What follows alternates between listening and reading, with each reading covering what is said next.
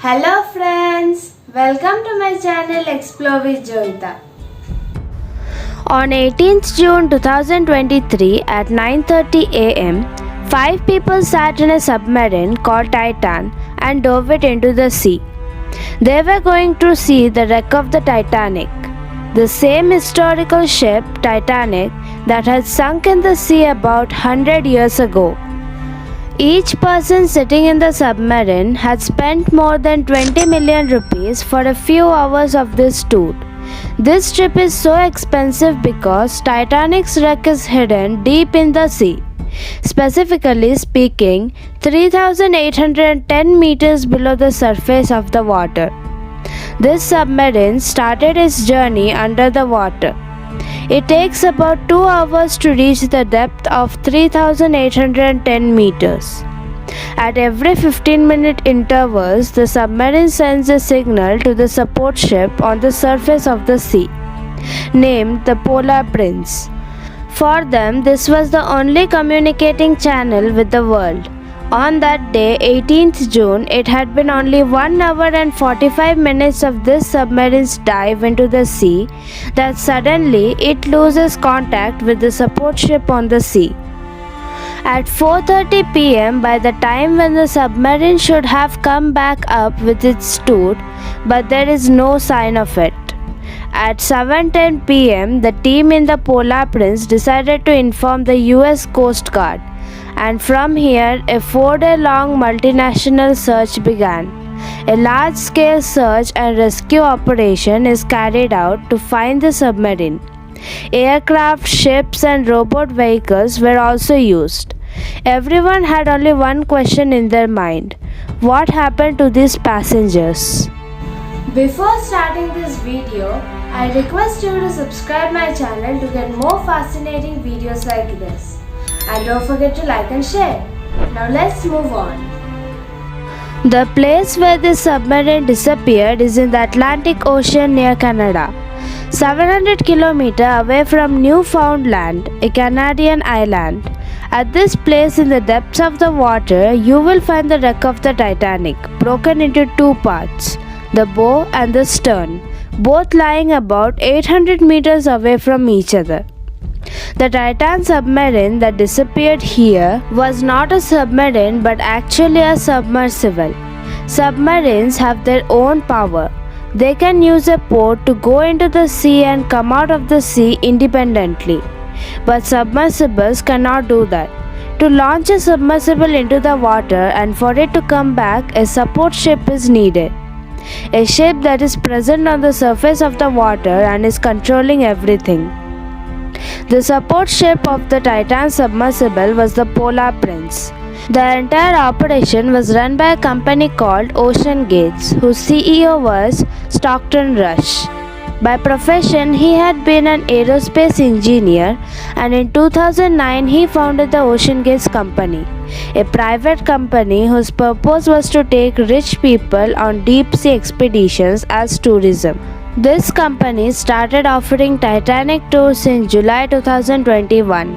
Before this, they offered tours of other shipwrecks and areas. Titan was not the only submersible of this company. Apart from this, Ocean Gates had 2 other submersibles, Antipodes and Cyclops.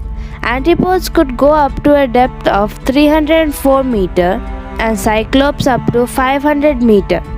But Titan was designed to go down 4,000 meters, 4 kilometers underwater. This is why this was the only submersible to go to the Titanic. The pressure at its depth is almost 400 times the pressure on the surface. So whichever submersible goes to this depth, its design should be thoroughly throughout. The window in the Titan submersible, which is called a viewpoint, was the biggest viewpoint that had been installed in any private submersible to date. The Titan submersible was not that big. It had the capacity to seat only 5 people. Its main body, which is called the hull, was made of carbon fiber. 2 caps were attached at the end, which were made of titanium, and the total length of it was approximately 6.7 meters, and it weighed more than 10,400 kg. In its design, there were 4 electrical thrusters outside, 2 horizontal and 2 vertical, through which it could be operated. This submersible was controlled by a video game controller. This means that the pilot who was operating the submersible in the water was also using the video game controller. There were no seats to sit inside the submersible, but a small toilet was provided which was beside the viewpoint. Because these submersibles go so deep into the water, the GPS doesn't work here. The communication to this support ship was carried on through a text messaging system. It is still unclear which internet connection was available on the ship. OceanGate had said that they were using Starlink satellite internet service to communicate. There were 5 people on board. The first was 58-year-old British billionaire Hamish Harding. He was an adventurer and a 3-time Guinness World Record holder. The second passenger was Paul Henry, 77 years old, a former commander of the French Navy. He had visited the Titanic wreck 37 times. He was the director of underwater research of the RMS Titanic. The third and fourth passenger were a British-Pakistani businessman, Shahizada Dawood, and his 19-year-old Suleiman. He was the owner of the biggest companies in Pakistan. Suleiman's aunt had said that Suleiman was actually scared of going, but he went with his father to please him and to give him company on this journey. On that day, the communication between the support ship and the submersible stopped at 11:15 am. After this, no communication and no signal was received. Despite this, it was expected that the Titan would resurface at 4:30 pm as scheduled. Because if by chance the submersible would get stuck in the water, there was a way for the passengers to bring it back up. This is done by removing the ballasts. Ballasts are an important part of the big ships and submarine to provide stability. They are nothing more than heavy weights. Ballast tanks are filled with water so that the weight increases and the submarines sink in the water. At 4:30 pm, when the Titan did not resurface, people in the support ship waited for a while and then notified the US Coast Guard at 7:10 pm. 96 hours. Only 4 days of oxygen supply was available in the Titan. So, if a rescue operation had to be conducted, they only had 4 days to find the passengers alive. Often an emergency locator is installed on the ships, which is called Emergency Position Indicating Radio Beacon, EPIRB. With the help of this, these vessels can be located, but it was not installed in Titan. Another problem was that even if Titan would have come back to the surface of the sea, people sitting inside it would have died due to the lack of oxygen, because there was no way to open this submersible from inside. The door of the submersible could only be locked from outside and opened from outside. So whether the submersible was inside the water or on the surface, those 4 days were very critical. Initially, 2 American and 2 Canadian aircraft started this operation. Sonar was deployed by them so that they could detect signals even from underwater. 3 ships started the search from the surface, but as time passed, more ships started coming in for the search operation. Some remotely operated vehicles, that is ROVs, were also used here. 3 ROVs were searching for Titan. After 3 days of searching, on the 3rd day of the search operation, a sonar from a Canadian aircraft heard some banging noises.